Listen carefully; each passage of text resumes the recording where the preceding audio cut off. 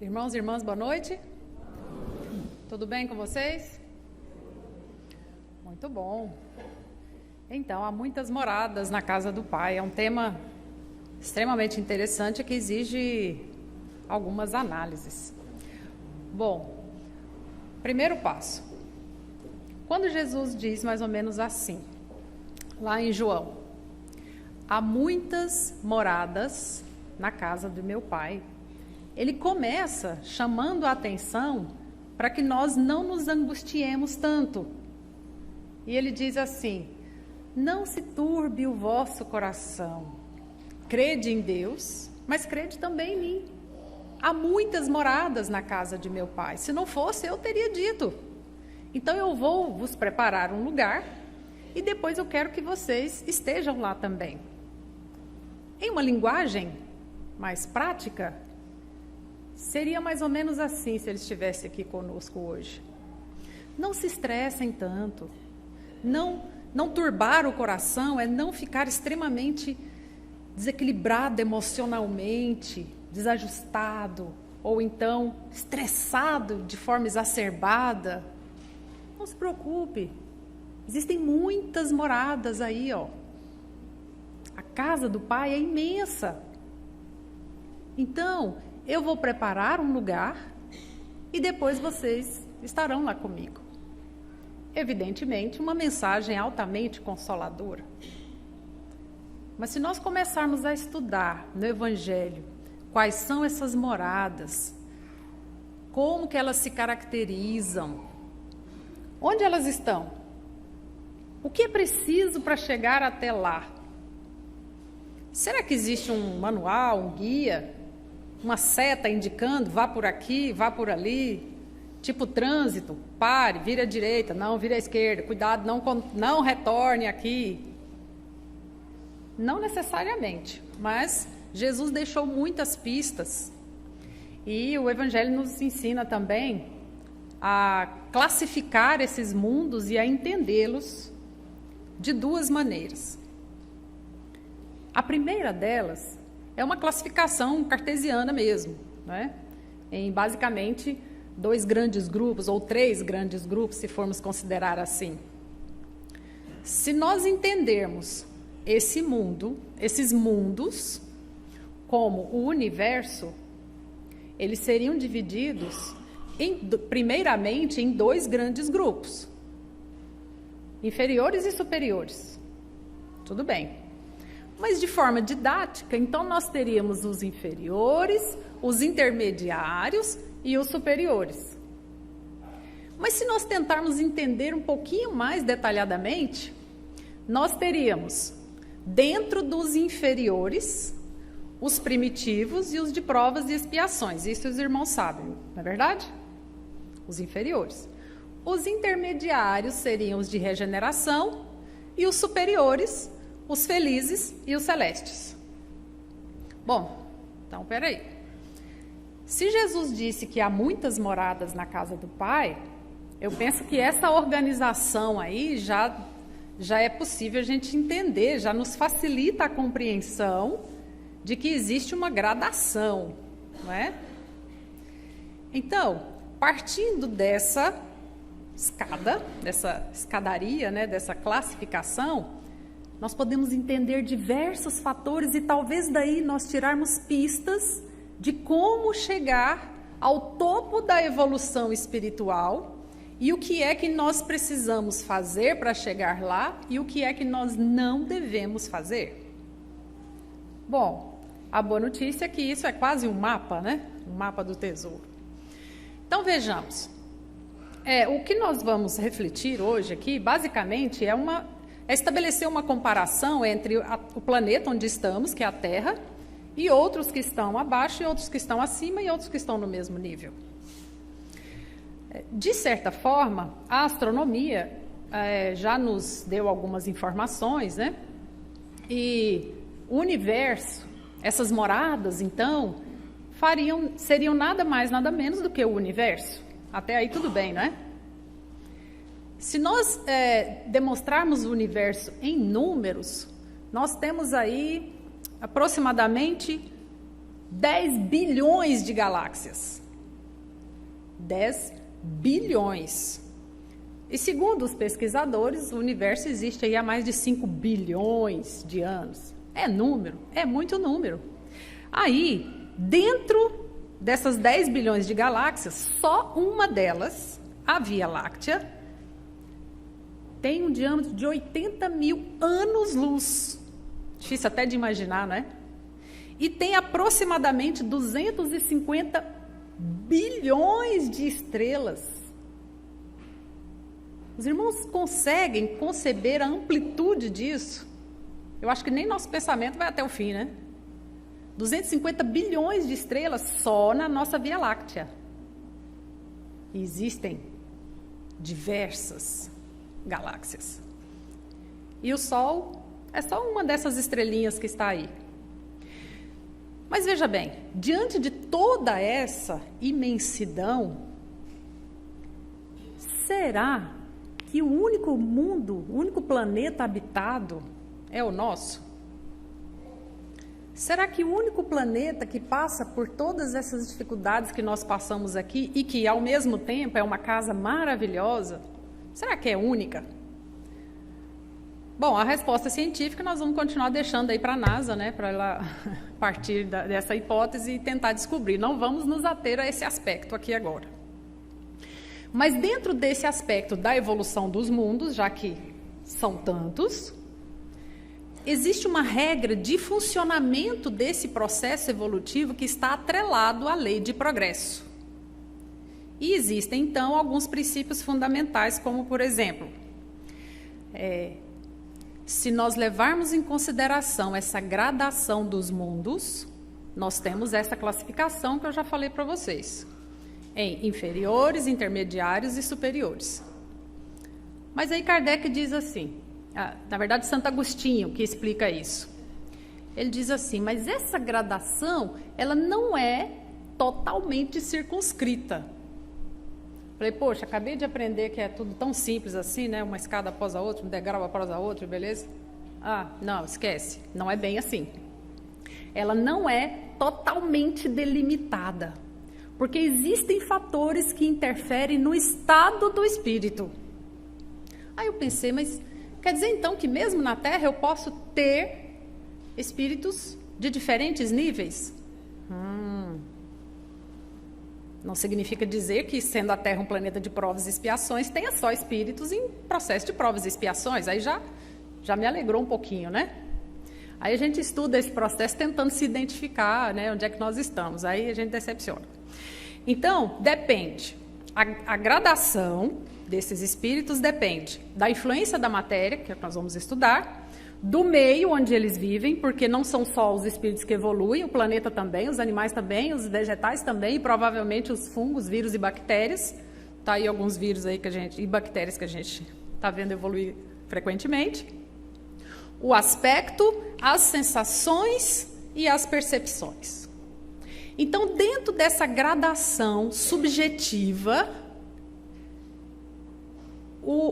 onde eu estarei, em que nível eu estarei, dependerá do meu estado espiritual, ou seja, das minhas sensações, das minhas percepções, enfim, da forma como eu penso, da forma como eu me sinto, da forma como eu ajo e da forma como eu reajo.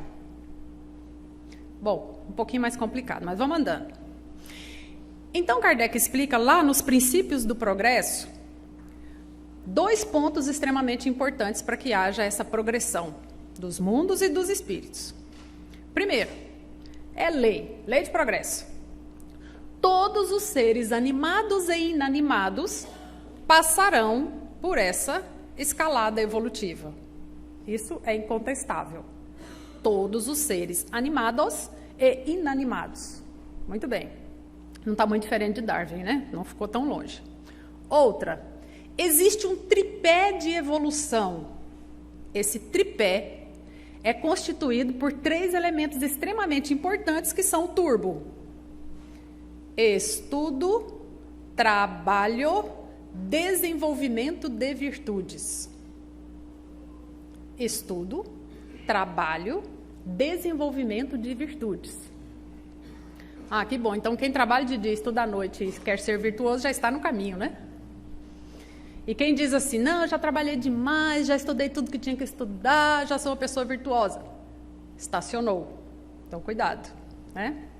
Bom, compreendidos esses princípios fundamentais, então, existem duas análises. A análise classificatória dos mundos e a análise de que dentro dessas classificações existem subclassificações que dependem do estado do espírito, dos sentimentos e das percepções. Até aí, tudo bem? Então, vamos avançar. Vamos lá. Vamos estudar primeiro, então, os inferiores. E aí, Santo Agostinho faz uma comparação engraçada, que ele diz assim, que para nós é mais fácil entender os inferiores e ter mais exemplos e mais detalhes, porque a gente acabou de sair de lá, né? Então lembra alguma coisa. Então, às vezes, é até difícil descrever os superiores, porque falta experiência, visão, né? Mas vamos lá. Os mundos inferiores, ou atrasados, são divididos em dois grupos. Os primitivos e os de provas e expiações. Isso os irmãos já sabem. Mas veja bem, quando ele fala dos primitivos, ele caracteriza quem é esse homem que vive no mundo primitivo, que tipo de sentimento ele tem, que tipo de pensamento, como é que ele age, como ele reage, o que é o mundo para ele, o que é a sociedade, que lei ele segue. Aí, meus irmãos, sem querer julgar ninguém, no decorrer dos dias, né, pensando a respeito do tema, a gente percebe que nós estamos num mundo de provas e expiações, mas não parece que a gente observa alguns comportamentos de seres primitivos? Vamos ver. Primitivo. O homem é ainda muito rudimentar. Hábitos rudimentares, grosseiros. Não há beleza.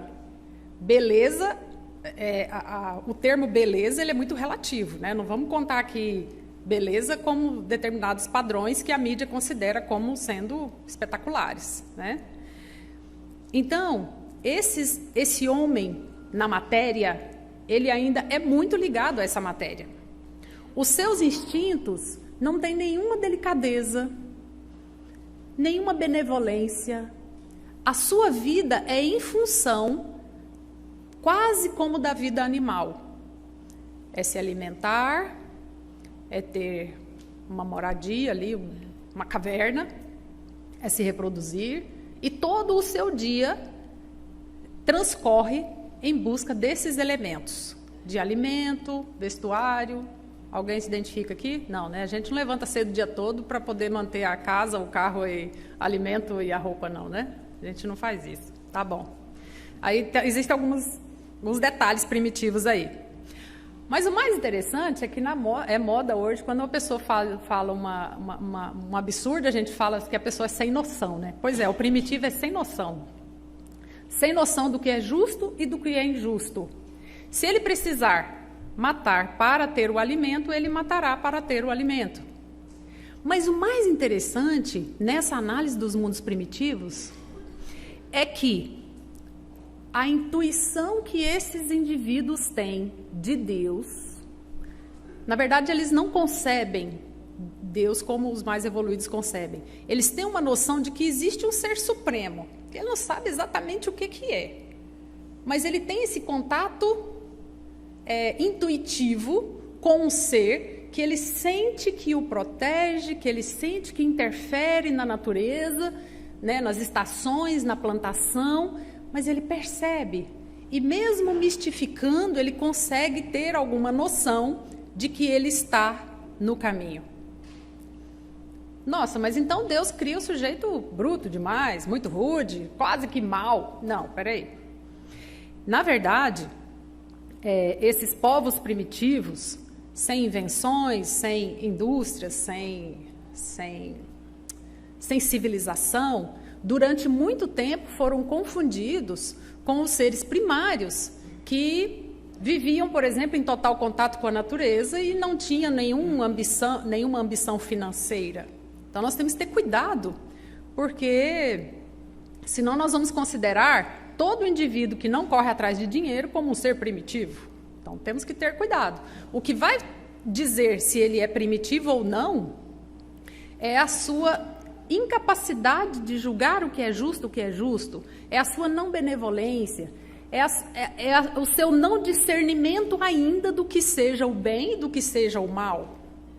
Ele ainda não compreende com propriedade se aquele ato que ele está praticando, aquele ato que vê o outro praticar, se aquilo é bom ou ruim, porque vai depender da necessidade imediata dele. Tudo bem? Então tá bom. A lei para esses sujeitos é a força bruta.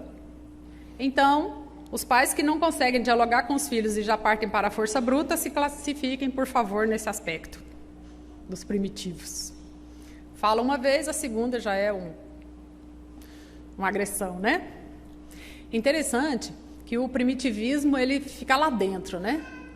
Já viram uma pessoa que é super educada, mas se o tempo estiver ótimo, não estiver ventando, nem fazendo calor, nem fazendo frio, e tiver ninguém estressando e ninguém perturbar ele no trânsito? Basta que tenha uma pequena perturbação e ele eclode, o homem primitivo.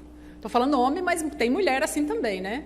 Que são ótimas desde que o vento não balance o cabelo. Balançou, se transforma num ser primitivo. Então temos que ter cuidado. Mas segundo a classificação ali do Evangelho, nós não estamos nessa escala, graças a Deus. Nós estamos na segunda, grande coisa, né? Segundinha. Não estamos no degrau mais baixo, mas estamos um pouquinho acima. Mundo de provas e expiações. Olha só. Esse mundo de provas e expiações, Terra, nossa querida Terra, nós aqui, somos divididos em 3 grandes grupos. Primeiro, os selvagens. Aqueles que acabaram de sair do mundo primitivo. O que importa para eles são as necessidades humanas básicas. Alimentação, oxigênio, água, né? O conforto. Grupo 2, Kardec coloca como os indígenas. E olha, me perdoe, mas tem muito indígena aí, muito mais justo e equilibrado emocionalmente do que muito civilizado, corrupto. Mas ele quis dizer a questão da perfeição intelectual, do domínio de conhecimentos, além dos conhecimentos simples da natureza. E o grupo 3, que são aqueles rebeldes exilados. Rebeldes exilados são aqueles que estiveram em determinados mundos, mas que não conseguiram eliminar as tendências ao mal e acabaram retornando para o mundo de provas e expiações para fazer, como diz na escola, uma espécie de recuperação, ou segunda chamada, ou dependência. Esses grupos são considerados os estrangeiros. Em algum momento aqui da vida, você já, numa situação, falou assim, ai gente, parece que eu nem sou desse mundo. Já sentiram assim? Gente, eu não sou desse mundo, que absurdo, como é que pode ver tanta brutalidade, tanta ignorância, tanta injustiça, tanta coisa errada? Pois é, esse aí é o de provas e expiações, é o exilado, né? Acontece que esses perturbaram os bons e aí a espiritualidade dá um jeito de colocá-lo de volta aqui nesse planeta de provas e expiações. Por que provas? Você sabe, você tem conhecimento, tem inteligência, mas tem moral? Você sabe o que é certo, mas na hora de fazer, você faz o certo? Ou depende da ocasião? Sabe que não pode jogar no lixo na rua, mas está com uma latinha e joga? Sabe que não pode mentir, mas solta uma mentirinha de vez em quando? Sabe que não pode ficar falando mal dos outros, julgando os outros, condenando os outros, mas no dia a dia acaba julgando? Gostaria de ser mais benevolente, mas a sua necessidade conta primeiro? Nossa, a lista é enorme, né? Você é extremamente educado, desde que ninguém te estresse, que você não esteja com fome, com sono, cansado? Aí, tá aqui mesmo. Então, Kardec fala dos vícios, das imperfeições morais. Ou seja, temos conhecimento, mas não temos conduta moral adequada. Nós ainda titubeamos. Nós ainda temos sabemos o que é o bem, sabemos que devemos fazer o bem, mas o mal ainda nos conduz de vez em quando, né? E aí Deus nos coloca aqui nesse trabalho penoso, né? Em contato com a natureza, mas também temos que trabalhar arduamente, conviver aí às vezes com os bárbaros, né, com os selvagens, para a gente diminuir um pouquinho aquilo que nós chamamos de arrogância. Dentro desse processo, as necessidades desses indivíduos que estão nesse planeta de provas e expiações, elas se resumem mais ou menos assim. Depois que vem a doença, aí eu valorizo a saúde. Depois que vem a luz, quando vem a escuridão, aí eu valorizo a luz. Quando vem o desespero, aí eu fico querendo a esperança. Eu só deixo para cuidar da minha saúde depois que a coisa já não tem mais solução. Deixo para fazer uma atividade física depois que o coração, coitado, e o joelho não aguenta mais.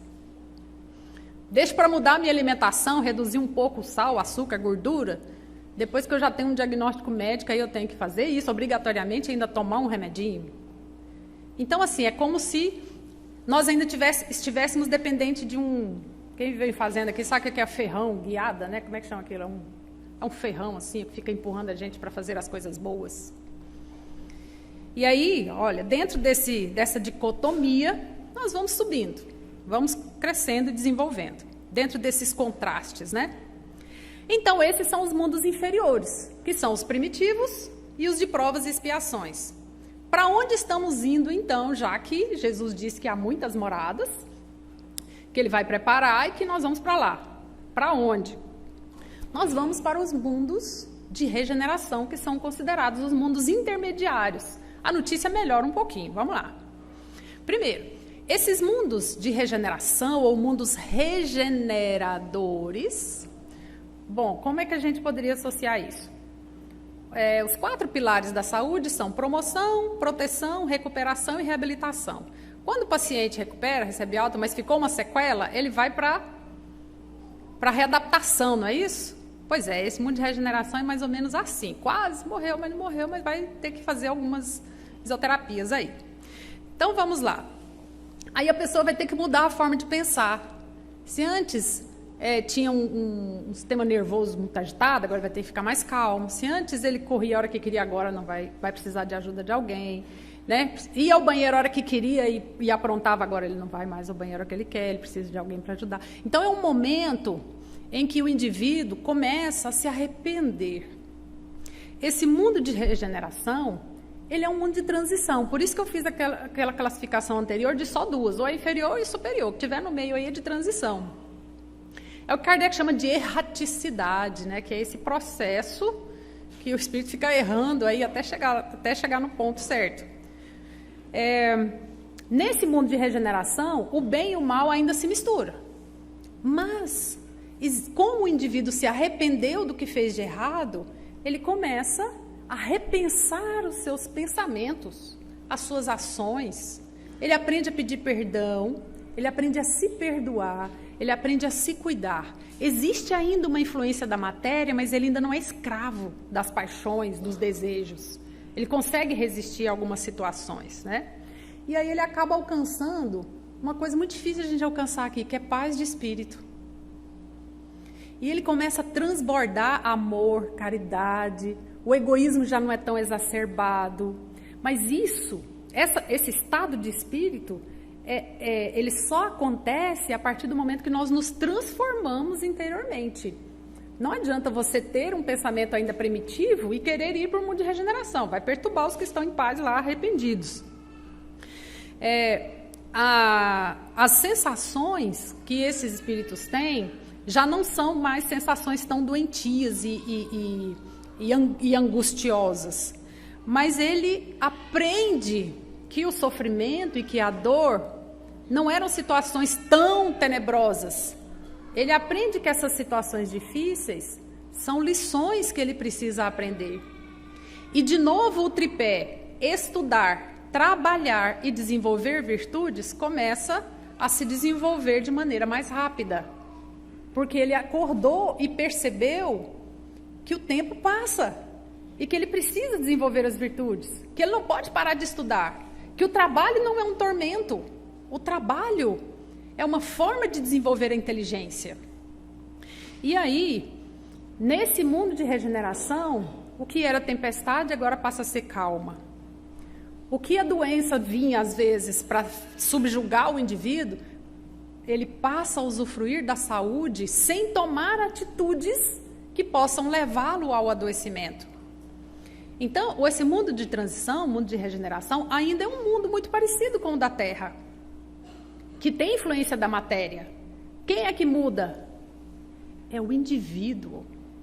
Ah, mas então tem que esperar sair desse planeta para ir para o outro. Não é assim, não. Viram que a questão é subjetiva também? Que você pode se comportar com a elegância de um espírito em regeneração? Que você pode ter sentimentos e pensamentos de arrependimento e criar o hábito de se desculpar e pedir perdão e não voltar a errar, como diz Jesus, vai, não peques mais? E aí você estará no mundo de provas e expiações, mas estará um espírito de regeneração. É possível isso? É possível. Claro, as tentações, né, estão por aí, mas tudo bem. Então, esses são os regeneradores. Precisamos desenvolver, então, essa elegância, né? Pronto, esse é o intermediário. Vamos aos superiores. Bom, os superiores são divididos em felizes e celestes, ou celestiais e divinos. Segundo as informações, nós temos aqui características humanas nesses mundos felizes. Aí o ser humano, então, recebe ainda uma influência da matéria, porque tem diversos níveis de matéria, mas existe uma beleza exterior e uma beleza interior. Não vou aqui definir beleza, né? Mas ele considera como algo purificado, aperfeiçoado, né? Com traços mais elegantes. Os corpos são mais sutis. E por causa dessa sutileza, esses corpos não têm as mesmas necessidades fisiológicas que os corpos de mundos de regeneração e mundos de provas e expiações têm. Com isso, ele não adoece, mas também ele não tem padrões mentais que levam ao adoecimento. Os irmãos só acreditam que padrões mentais podem levar a determinados adoecimentos, a somatização, né? E outro fator importante, como esses corpos são mais sutis, eles são capazes de captar os pensamentos uns dos outros. Imagine se a gente estivesse nessa situação aqui, captando os pensamentos uns dos outros. Bom, aqui eu estou captando alguns, tem só pensamento bom. Tem uns que vão de vez em quando, volta ao ambiente de trabalho, outros vão em casa, que eu fico assim, vai, volta, né? Não tem uns momentos que a mente se perde, né? Então, aí Jesus fala, não pequeis nem por pensamento, é isso que ele está querendo dizer. Então, esses corpos são tão sutis que eles levitam. Kardec compara como o que a gente vê como os anjos, né, com aquela característica mais sutil, né? Isso faz, pela não grosseria da matéria, isso faz com que a inteligência adquira uma lucidez maior. Então, essa força de pensamento, essa inteligência e esses sentimentos nobres faz com que o indivíduo realmente, o perispírito se transforme em algo um pouco mais translúcido. E isso não é perturbado pela grosseria do outro. Então, às vezes, a gente pensa assim, não, mas qualquer coisa meu anjo da guarda vai me inspirar, vai me dar uma boa instrução e vai me ajudar. Às vezes ele já fez isso, mas ele é tão elegante que ele fez isso sutilmente. E você nem deu bola, nem ligou, e continuou errando. Você acha que ele vai te sacudir? Não, ele se afasta. Porque só de se aproximar de você já é cansativo, né? De nós, né? De você não, de nós. Então, qual é a principal ambição desses espíritos felizes? É se transformar em espíritos puros.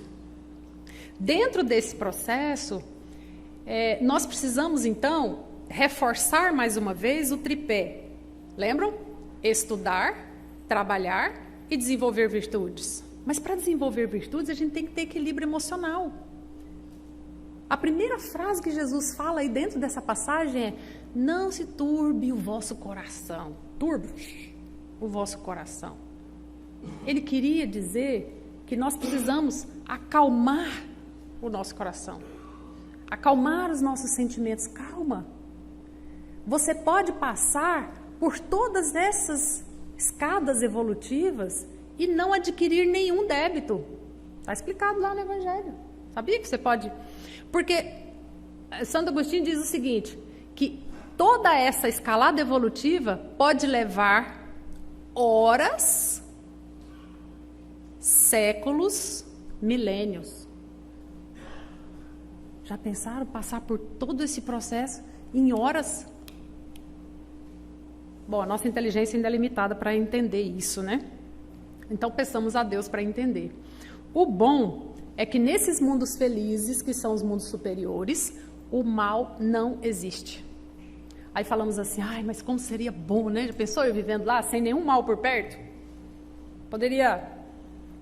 Eu não sofreria nenhuma tentação.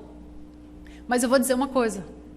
Para o espírito primitivo, o bem supremo, a eterna paz, o trabalho em favor das galáxias, a instrução, a calma, a serenidade, a sabedoria, o equilíbrio e a benevolência, deve ser um tédio terrível. Da mesma forma que quando às vezes a gente coloca uma música instrumental assim, né? Quem é tute, tutute, tute, fala, cemitério. É assim? Já ouviram? Então, será que nós estamos preparados para esse mundo mais sutil e delicado? Será que os nossos pensamentos podem ser captados por qualquer um? É claro que nós queremos subir, mas nós temos que preparar os nossos sentimentos, preparar a nossa mente, os nossos pensamentos e até mesmo os nossos corpos para isso, para não termos que ficar voltando a vida inteira. Nesses mundos felizes, os fortes ajudam os fracos. Ah, mas como que eu vou ajudar o fraco? Eu não sou forte. É forte. Nós temos o privilégio de ter esse tipo de conhecimento. Nós já temos uma inteligência. Precisamos desenvolver nossa conduta moral. Precisamos reduzir o nosso egoísmo e levar algumas informações, principalmente por meio do nosso próprio exemplo e até por meio das palavras, para outras pessoas. O próprio Jesus diz, ide e pregai o evangelho. Fica parecendo coisa de evangélico, mas temos que levar essa mensagem para outras pessoas, para que a Terra se transforme mais rápido em um mundo de regeneração, que saia desse estágio de provas e expiações, que nós possamos mudar de forma mais rápida o comportamento das pessoas, com menos egoísmo, menos orgulho, menos corrupção, menos sentimento de posse. Que posse nós temos?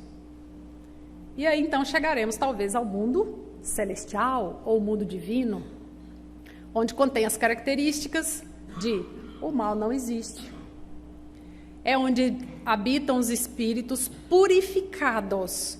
Está bem claro lá. Entre os primitivos e os celestiais, existe essa trajetória onde tem os purificados. Aí fui procurar, mas e os puros? Estão aonde? Os puros, eles estão ao lado de Deus e estão acima dos purificados. Falei, agora achei onde é que estão os puros. Aí, mas tem como quando a gente chegar lá, nesses espíritos celestes ou divinos, purificados, tem como a gente identificar quem foi que passou duramente pelas trajetórias, por milênios e milênios e milênios, e tem como saber se aquele passou por questão de horas? Não tem jeito. Da mesma forma, Kardec diz que não tem como você olhar para um adulto e falar, olha, realmente, ontem era um embrião, né? Você não vê características de um embrião. Mas nesses mundos celestes, onde existe o bem incondicional, onde o mal não se mistura, também é ainda um degrau da escala evolutiva. Mas ali não há mais essa mistura dos que querem. Eles ainda não estão no querer, eles já estão no executar, já no vivenciar, ajudando o Criador na administração desse grande universo que é a nossa morada. E aí, Se alguém estiver precisando de educação emocional, está aqui o livro Educação Emocional, que foi lançado da nossa autoria, de meu esposo Emílio, brasileiro, que foi lançado no Rio de Janeiro, semana passada. E era só. Obrigada. Deus, que Jesus nos abençoe e nos ajude a evoluir cada vez mais. Muita paz.